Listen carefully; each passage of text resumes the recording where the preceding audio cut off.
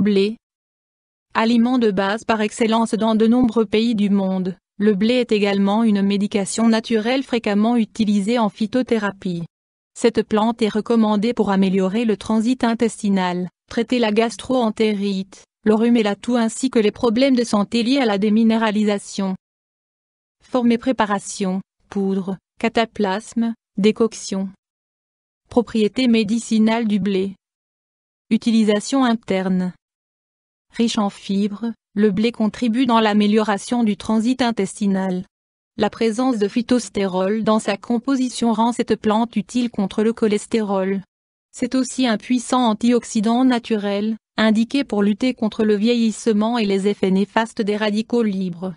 Ces riches nutriments sont bénéfiques en cas de déminéralisation osseuse, d'anémie et de rachitisme. Utilisation externe. Appliqué en cataplasme, le blé aide à cicatriser les plaies et permet de traiter les furoncles, les panaries et les anthrax. Indications thérapeutiques usuelles. Gastro-entérite, constipation, rachitisme, déminéralisation, anémie, rhume, toux et troubles de la prostate. Autres indications thérapeutiques démontrées. Des études cliniques ont démontré que la prise quotidienne de son de blé constitue une mesure de prévention contre certains cancers, notamment le cancer du côlon. La consommation de grains entiers améliore la sensibilité à l'insuline chez les patients diabétiques. Description botanique du blé. Sont baptisées du nom de blé toutes variantes de céréales qui appartiennent au genre Triticum. On en distingue plus de 20 000 variétés, dont les plus connues et répandues sont le blé tendre ou le froment et le blé dur. Ces plantes herbacées annuelles sont dotées d'un chaume, munies de nœuds, d'où naissent leurs feuilles alternes.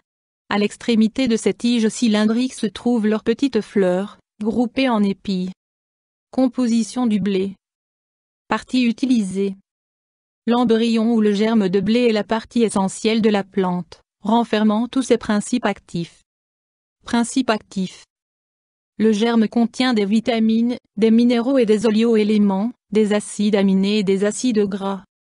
L'huile de germe de blé, connue pour ses actions antioxydantes et hypocholestérolémiantes, a une forte teneur en vitamine E et comprend de l'acide linoléique et de l'acide alpha-linolénique. Utilisation et posologie du blé. Dosage.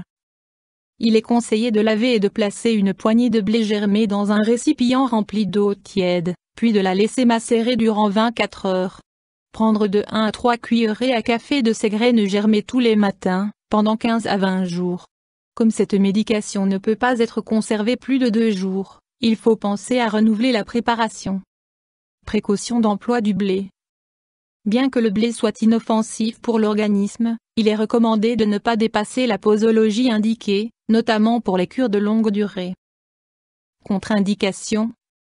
La prise de cette médication naturelle est à proscrire chez les sujets souffrant d'hypertension artérielle.